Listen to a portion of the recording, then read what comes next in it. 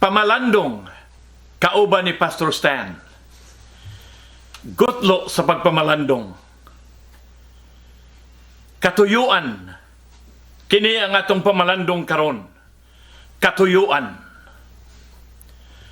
Wala ang Dios magkinahanglan og daghan o panon aron mahitabo ang kausaban. Gani ang daghan sa gabal ug makalangan lang. Gipili ni Gideon ang 32,000. Ang Dios na kinahanglan lag 300. Wa siya magkinahanglan og pila ka daghan ang maihap. Ang gikinahanglan sa Dios kung pila ang masaligan. Ang tinuod, nagkalibog og nagkagubot ang imong kinabuhi karon tungod sa kadaghan sa mga tao nga nagsulti kanimo kung unsay maayo nimong buhaton. Ayaw sila panungbalinga. Dangup nga to sa Dios og una, og hangyua siyang makigsulti kanimo, hatagan kaniya sa pulong ug kaalam nga imong gikinahanglan. Wa magkinahanglan ng Dios og panon. Nagkinahanglan ng siyag usa nga maminaw ug magmasinugtanon kaniya. Sa dihang mihimo siya og nasod, gihatag niya ang paglaom ug panan-awon kang Abraham. Sa giluwas niya ang Israel gikan ni Paraon sa Ehipto. Gigamit niya si Moises sa nagkinahanglan siya kagikanan sa iyang bugtong anak. Gigamit niya ang daotang babae nga si Rahab. Sa mga butang nga iyang pagabuhaton, ang iyang pangitaon mao ang kasing-kasing nga andam magpaggamit ug nga masinugtanon kaniya. Ang mga bayani sa pagtuo sa Biblia, mga lig-on o gamhanan. Apan dili sila mga hingpit. Ang ilang mga kaluyahon o kasaypanan, nahimo silang sumbanan alang kanato. Nga ang Dios makagamit di ay gihapon sa mga maluyahon. Sa sulat ngadto sa mga Hebrehanon, Kapitulo 11, gilista sa Espiritu ang mga bayani sa pagtuo, kinsa mihimog mga katingalahan ug maisugong mga buhat alang sa Dios. Tungod sa pagtuo, gipangdaog nila ang mga gingharian. Gipatuman nila ang pagkamatarong. Gipangdawat nila ang mga saad.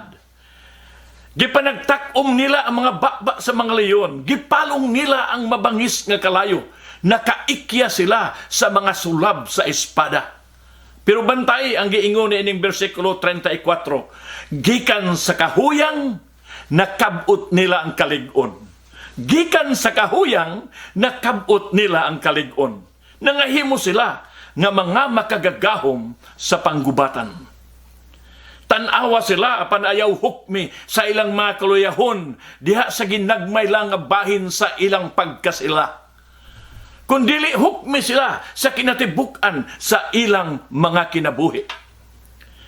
Ang mga lumping sa ilang mga taming ug ang mga gibang sa ilang mga hinagiban, wala makabalda sa ilang pakigbisog diha sa gubat ug pakigbugno. Nahinumduman sila diha sa ilang pagtuo ug dili diha sa ilang mga kapakyasan.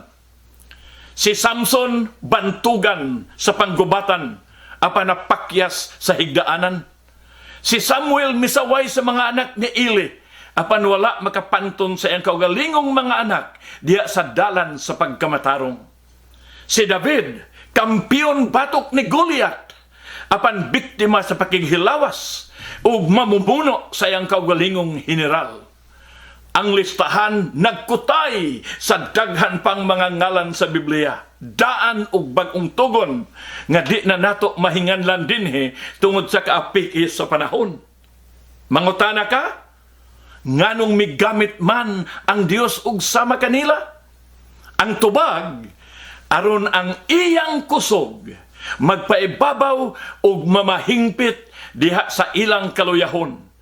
Ug nga magagamit siya kanila nga andam magpagamit kaniya ug nga labaw ni ining tanan aron ang dungog ug himaya maiya lamang. Akong isugyot kanimo hinigugma kong igsuon. Hunong na sa paningkamot nga maparihas o mahisama ka sa uban.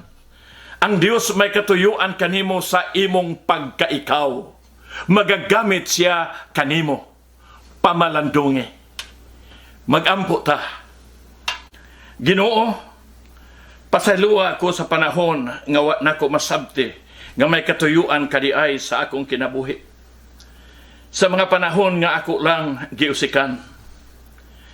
Ihalad ko ang akong kinabuhi karon kanimo. Mandue ug giyahi ako karon sa pagtuman sa imong gilatid nga katuyuan sa akong kinabuhi o Dios.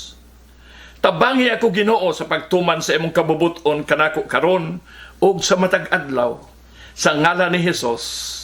Amen. Ang Dios sa madagayaon gayud magapanalangin kanimo igsoon ko. Pag-ayo-ayo.